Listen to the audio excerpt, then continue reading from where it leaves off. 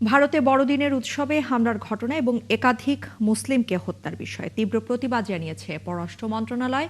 বিকেলে সাংবাদিকদের সঙ্গে আলাপকালে বাংলাদেশের এমন অবস্থানের কথা তুলে ধরেন পররাষ্ট্র মন্ত্রণালয়ের মহাপরিচালক মাহবুবুল আলম। এ সময় সম্প্রতি বাংলাদেশের ময়মনসিংহে দীপু দাস হত্যার ঘটনায় দিল্লির মুখপাত্র যে বক্তব্য দিয়েছেন তা প্রত্যাখ্যান করেছেন তিনি। পররাষ্ট্র মন্ত্রণালয়ের এই মুখপাত্র জানিয়েছেন, উদ্দেশ্য প্রণোদিত এবং ভুলভাবে উপস্থাপিত সব অপতথ্য প্রত্যাখ্যান করে বাংলাদেশ। অন্যদিকে শরীফ ওসমান হাদির হত্যাকারীদের ঢাকায় ফেরত পাঠাতে প্রত্যাবর্তন চুক্তির আওতায় ভারতে পালিয়ে যাওয়া আসামিদের ফেরত চাওয়া হবে কিনা এমন প্রশ্নের জবাবে কোনো মন্তব্য করতে চাননি তিনি।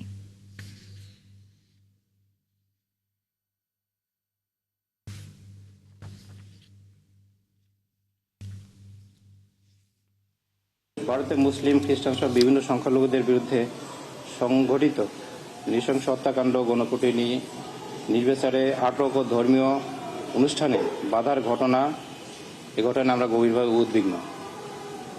এ মাসে আপনি যেমন বলেছেন, ভারতের উড়িষ্যায় একজন মুসলিম যুবক জুয়েল রানাকে নৃশংসভাবে হত্যার ঘটনা ঘটে।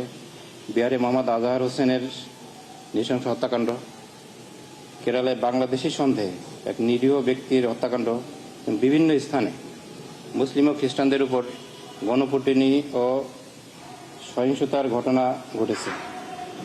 গত সপ্তাহে খ্রিস্টানদের বড়দিনে ক্রিসমাস উদযাপন উপলক্ষে ভারত জুড়ে তাদের প্রতি সংঘটিত সহিংসতার বিষয়ে বাংলাদেশ গভীরভাবে উদ্বিগ্ন।